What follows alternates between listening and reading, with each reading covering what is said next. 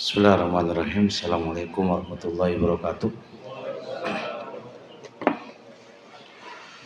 Alhamdulillah wassalatu wassalamu ala rasulillah wa ala alihi wa sahbihi wa mawala ma ba'd. Hari ini insyaallah kita lanjutkan bahas tentang soal jawab seputar apa-apa yang paling penting dalam agama kita. Beberapa pertanyaan seputar agama kita.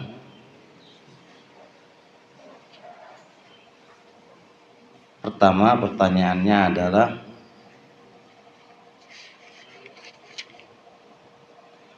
apa hukum sholat hukum sholat di masjid yang di masjid itu ada kuburannya. Apa hukum sholat di masjid yang di masjid itu ada kuburannya? Jawabannya apa? Boleh atau enggak? Boleh atau enggak? Jawabannya tidak boleh. Karena sabda Nabi alaihi salatu wassalam, la tusollu, kalian jangan sholat ilal qabri, menghadap ke arah kuburan. Nah, Rasulullah sallallahu alaihi wasallam as-sholata, sholat alladzi fihi qabr, yang itu ada kuburannya. Ini larangan Nabi alaihi salatu wassalam.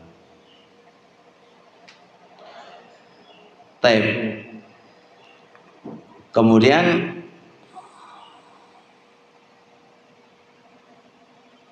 ada pertanyaan, gimana perihal kuburannya Nabi itu dikubur di Masjid Nabawi? Berarti kita nggak boleh sholat di Masjid Nabawi. Jawabannya, ini adalah pernyataan dakwahan yang itu membutuhkan dijawab. Jawabannya adalah, sebenarnya masjid itu pada awalnya tidak dibangun di atas kuburan.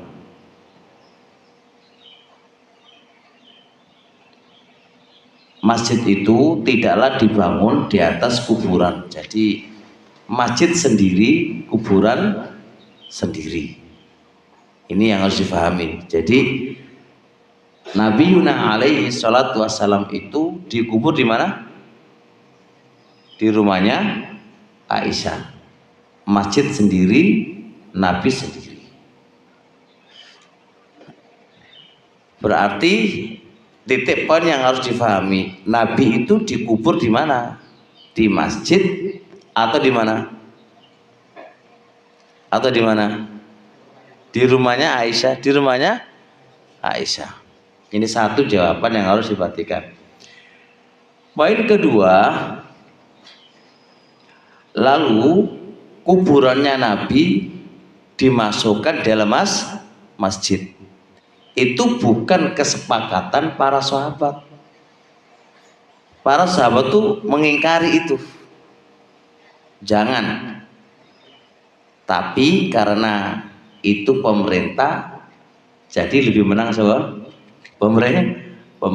Pemerintahan saat itu memasukkannya ke dalam masjid. Itu pun diasumsikan kuburan Nabi itu harus dibentengi 3 benteng. Benteng pertama, benteng kedua, benteng ketiga. Itu 3 benteng itu. Dan gak mungkin ada orang yang bisa masuk di dalamnya. Adapun yang beredar foto-foto itu gak tahu dari mana, itu gak jelas. Gak mungkin orang bisa masuk ke dalam, itu gak mungkin. Ya, jadi poinnya itu adalah kebijakan negara yang memang tidak ada kemampuan lagi untuk bisa menghalanginya. itu pun sudah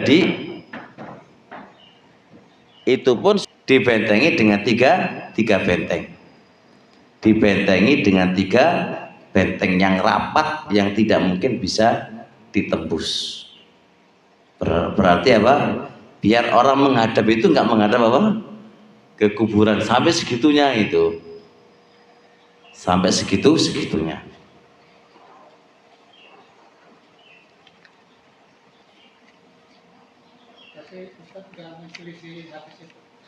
Ya, kalau secara apa? Secara kaidahnya tetap itu menyelisihi, akan tetapi mereka punya kebijakan begini, kalau yang dibongkar itu adalah kuburannya nggak boleh, karena Rasul melarang. Rasul memerintahkan para nabi itu dikuburkan di mana dia itu meninggal dan nggak mungkin dialihkan.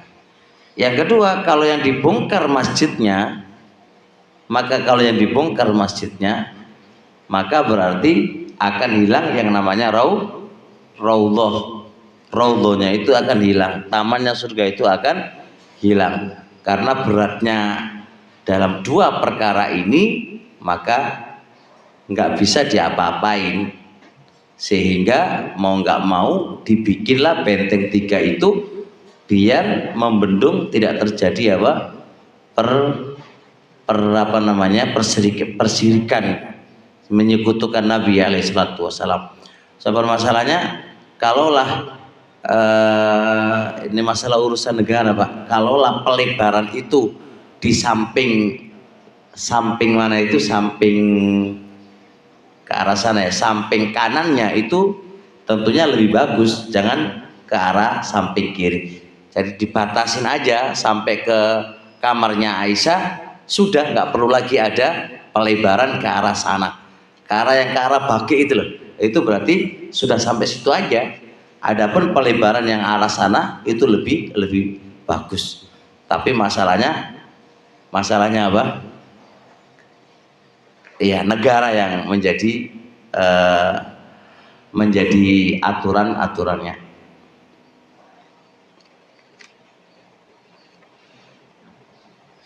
Terusnya,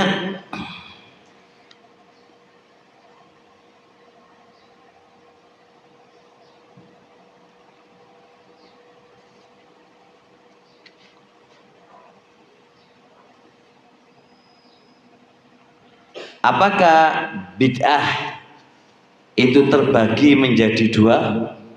Ada bid'ah hasanah, bid'ah yang baik. Apakah semua bid'ah itu adalah tersesat? Gimana jawabannya? Bid'ah semuanya itu adalah sesat. Ya, nggak ada bid'ah bagus. Ya kalau itu bagus gak usah dinamai bid'ah, nama yang lain aja. Karena istilah bid'ah sih perkara yang baru dalam urusan agama. Bid'ah itu urusan baru yang tidak ada di zamannya Nabi dan perintahnya Nabi. Perkara agama itu ya, perkara agama itu nggak ada di zamannya Nabi, itu berarti dihukumi bid'ah. Kullu bid'atin dhalalah, setiap bid'ah itu adalah sebuah kesesatan. Ini diikat urusan agama loh ya. Dulu nggak ada mobil, bid'ah nggak? Enggak lah.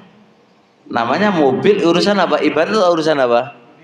Dunia. Dulu nggak ada pabrik, maka itu bukan urusan. Dulu masjidnya nggak pakai ini. Kalau masjidnya ibadah Pak, membuat masjidnya modelnya itu bukan ibadah. Itu urusan mau pakai genteng, mau pakai seng, mau pakai apa? Pakai asbes, itu nggak ada aturannya, nggak ada aturannya.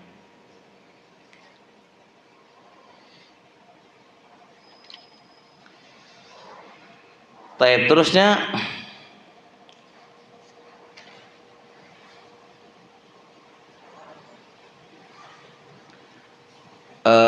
apa hakikat Dajjal?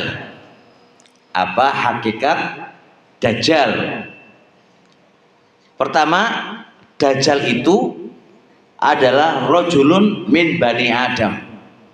Dia itu seorang laki-laki dari Bani Adam. Ingat ya, Dajjal itu bukan dari golongan jin atau golongan malaikat, bukan, tapi dia dari Bani Adam. Khalaqallah, Allah menciptakan itu Dajjal liyakuna fitnatan linnasi fi akhir zaman.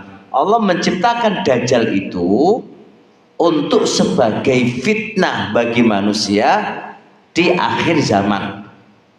Jadi dia itu akan menjadi fitnah bagi manusia di akhir zaman. Apa fitnahnya? Apa fitnahnya? Fitnahnya itu nanti dia mengaku sebagai Tuhan, mengaku sebagai Tuhan, dan dia punya kehebatan seperti kehebatan Tuhan.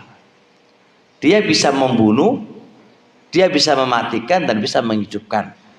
Dia bisa membuat tanaman itu mati dan bisa membuat dia itu subur. Makanya manusia banyak ikut tertipu dengan kemampuannya. Wa khurujuhu alamatun min alamatis al-kubra. Keluarnya Dajjal itu berarti tanda hari kiamat yang besar. Berarti sudah akan dekat dengan hari kiamat.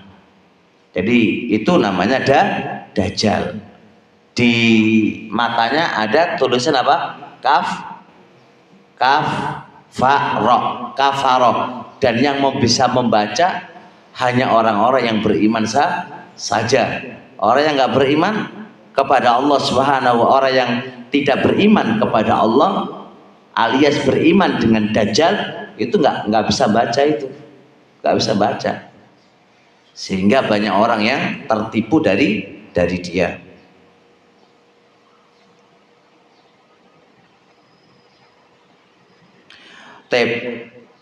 Apa akidah Ahlussunnah terkait dengan turunnya Nabi Isa di akhir zaman? Apa i'tiqad Ahlussunnah terkait dengan turunnya Nabi Isa alaihissalatu wassalam di akhir zaman? Akidah Ahlussunnah, Isa itu rufi'a hayyan. Nabi Isa itu diangkat ke langit dalam keadaan hidup. Pas kapan diangkat itu? Pas angkat barrafa'allah ilaih, ketika mau disalib gitu kan. Ada yang namanya Yahuda itu ya, itu muridnya Nabi Isa itu mengkhianati. Lalu dia beritakan kepada orang itu Nabi Isa. Maka Allah Subhanahu wa taala memberikan ganjaran kepada Yahuda. Nabi Isa diangkat ke langit, Yahuda diserupakan itu seperti Nabi Isa. Sehingga yang disalib sekarang ini siapa? Yahuda, bukan Nabi Isa. Itu keyakinan orang Islam, diikat ini biar tidak menyinggung apa? Bukan menyinggung orang lain kan. Keyakinan orang Islam. Keyakinan mereka apa? Yahuda adalah Nabi Isa. Tapi kita orang Islam lebih membenarkan siapa? Agama kita dong. Barrafa'allahu ilaih. Allah itu angkat Nabi Isa ke langit. Pengangkatan Allah Nabi Isa itu hidup atau mati? Dalam keadaan hidup. Wa annahu sayangzilu ilal ardi fi akhir zaman. Nabi Isa itu akan turun ke muka bumi di akhir zaman untuk membunuh Dajjal. Jadi Dajjal itu besok yang bisa membunuhnya adalah Nabi Isa. Semua orang nggak bisa membunuh Dajjal. Semua orang nggak bisa membunuh Dajjal. Yang bisa membunuh Dajjal adalah Nabi Isa. Taib, itu keyakinan Ahlussunnah wal Jamaah. Nabi Isa apakah sekarang hidup atau mati? Gak ada keterangan. Tapi diangkatnya itu dalam keadaan hidup. Apakah dia mati? Nggak ada keterangan. Apakah dia hidup? Nggak ada keterangan. Wallahu ta'ala alam.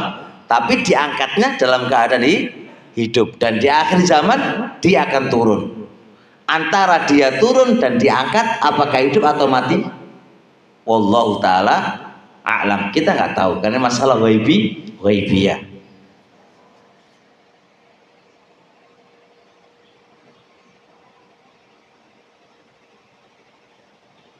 Taib. Apa keyakinan Ahlussunnah terkait dengan Ya'juj dan Ma'juj? Ya'juj dan Ma'juj. Ya'juj dan Ma'juj itu apa? Hum min bani Adam. Dia itu termasuk anak keturunan Adam. Ya'juj dan Ma'juj. Itu diistilahkan apa ya orang sekarang ya? Binatang ya? Orang sekarang bilang apa? Hah? Gak tahu juga. Orang-orang bilang sekarang itu Ya'juj dan Ma'juj itu Bani Adam. Ya kayak kita anak Adam. Dia itu sekarang ini berada di Jihati Syarq, di arah timur, Pak. Kita ini arah timur ya, arah timur gitu ya. Dan dia akan keluar di akhir zaman. Dia sekarang ini di arah timur, di bagian timur, negara bagian timur. Dan mereka itu akan keluar di akhir zaman itu dari Cina. Dari Cina. Dan dia keluar setelah keluarnya Dajjal dan turunnya Nabi Isa. Jadi Dajjal turun, Nabi Isa turun membunuh Dajjal, baru keluar makhluknya Allah, Ya'juj dan Ma'juj ini. Dan ini adalah rentetan tanda-tanda hari kiamat.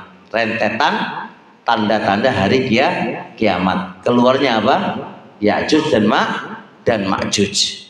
Itu dari Cina. Dari Cina keluarnya besok di hari akhir zaman.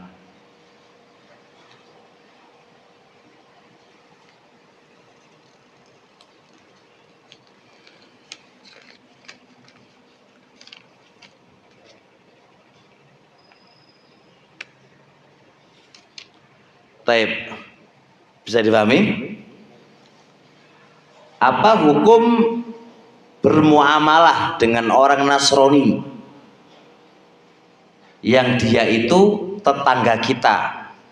Apa hukum bermuamalah dengan non-Islam yang mana non-Islam itu tetangga kita?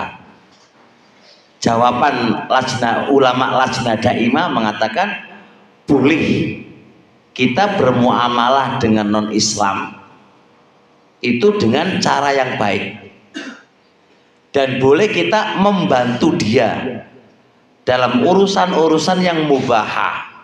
Boleh ya, kayak tetangga pinjam pisau, nggak apa-apa, pisau untuk masak loh Pak, terus minta gula, nggak apa-apa, urusan gitu boleh-boleh aja, nggak ada masalah. Tapi nggak boleh wa amma huduru a'yadihim wa tahni'atuhum biha wa ittikhadhuhum asdiqa afala yajuz. Adapun hadir di hari raya mereka dan mengucapkan selamat pada hari raya mereka dan dijadikan mereka teman akrab, itu nggak boleh. Teman akrab nggak boleh Pak. Ya teman biasa bisnis gitu aja nggak apa-apa. Teman bisnis sudah selesai gitu aja. Jadi jangan sampai non-Islam dijadikan teman akrab, ya kan? Kemudian hari rayanya kita ucapkan selamat hari raya. Kemudian apa? Hadir di upacara-upacara mereka, itu sudah dilarang oleh syariat. Jadi kita nggak boleh terlalu kejam, kita juga nggak boleh terlalu apa? Mengabaikan. Tetap kita sesuai prosedur yang telah ditentukan oleh syariat. Dalam urusan membantu perkara mubah boleh-boleh aja, ya, berteman biasa dalam urusan bisnis seperti itu aja, itu boleh-boleh aja. Tapi kalau teman akrab, ya kan, menghadiri urusan agama itu beda lagi. Itu fatwa lajnah daimah.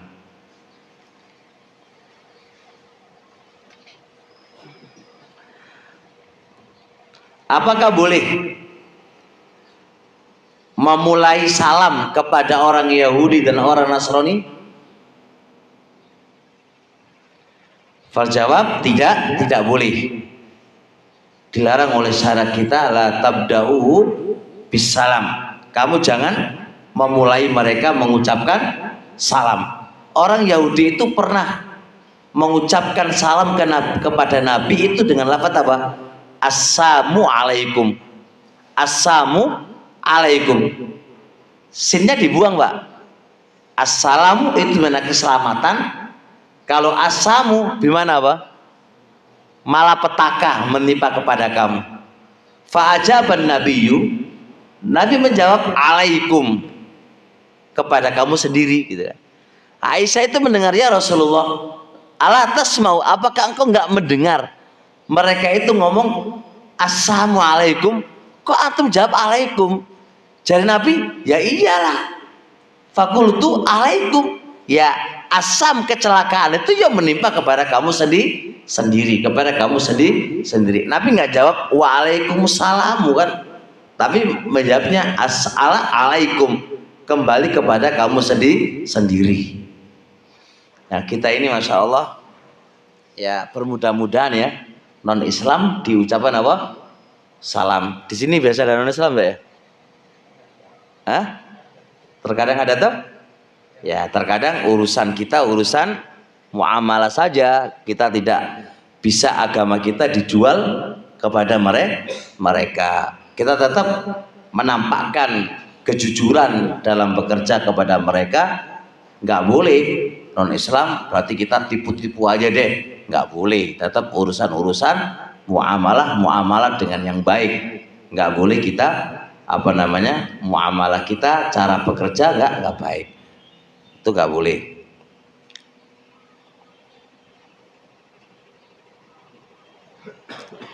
Pertanyaannya, apakah iblis itu masih hidup sampai sekarang ataukah dia telah mati? Apakah iblis telah hidup sampai sekarang atau dia telah mati? Iblis mati itu urip?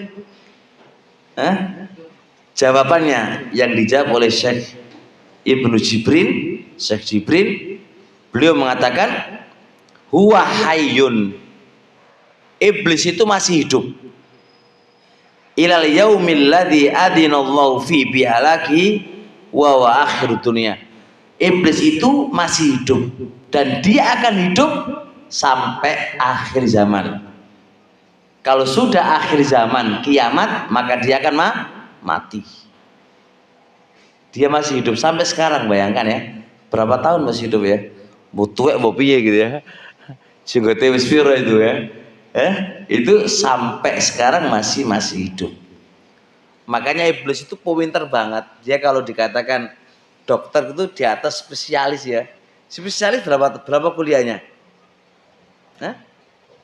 S1 itu, S2 nya baru 2 tahun ya, 2 tahun. Sekarang aturan baru sekarang S3 di Indonesia nggak bisa 2 tahun, paling banter 5 tahun sekarang.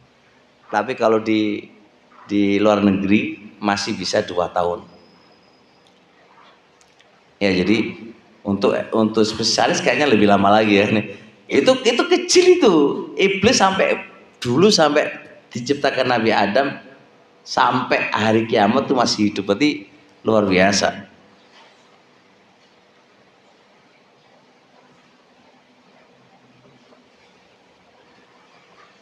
Iblis, apakah dia termasuk dari malaikat ataukah dari jin? Iblis itu dari kelompok jin atau kelompok malaikat? Jawaban lajnah daimah, naam, itu minal jinni fafasaqa an amri rabbi. Jadi iblis itu termasuk kelompok jin, bukan kelompok malaikat. Iblis itu kelompok jin, bukan kelompok malah malaikat. Berarti iblis diciptakan dari apa? Dari api, ya kan? Dari api, bukan dari malaikat. Kalau malaikat diciptakan dari apa? Dari cahaya.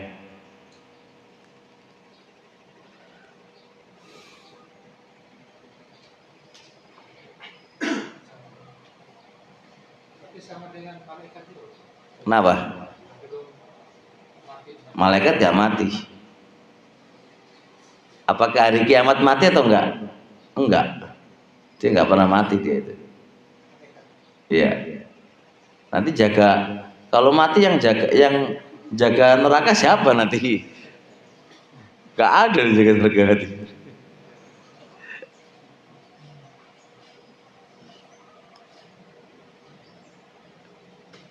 Nah, tape.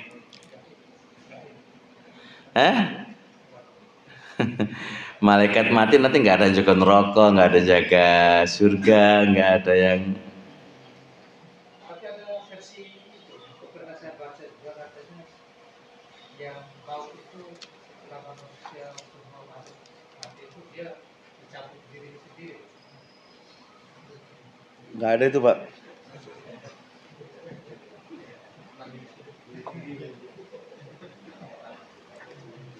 Ada aja itu.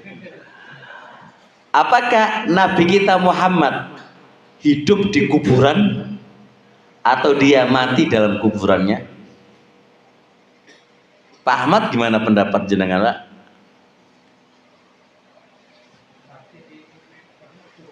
Iya. Apakah Nabi kita Muhammad itu hidup di kuburannya atau mati di kuburannya?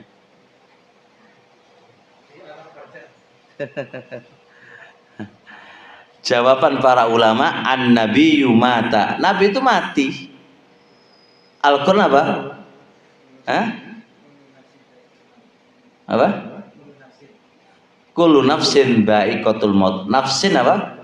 Jiwa. Nyakup Nabi. Kemudian Allah mengatakan apa? Fa innahum mayyitun, gitu kan. Maksudnya kalau kamu mati ya sebagaimana nabi-nabi yang lu juga mati, gitu kan. Dia mati. Gak ada nabi hidup. Jari Abu Bakar, in kunta ta'budullaha, kalau engkau beribadah kepada Allah maka Allah maha hidup. Fa in kunta ta'budu Muhammadan, kalau anda itu beribadah kepada Muhammad, fan Muhammadun nabiyyun minal anbiya, Nabi Muhammad itu nabi sebagaimana nabi-nabi terdahulu juga telah mati. Jadi nabi itu mati. Kok dikatakan hidup lu sebiji, gitu kan? Dia nggak akan mendengar kita, nggak akan bisa mengabulkan apa kita, nggak bisa mati kok.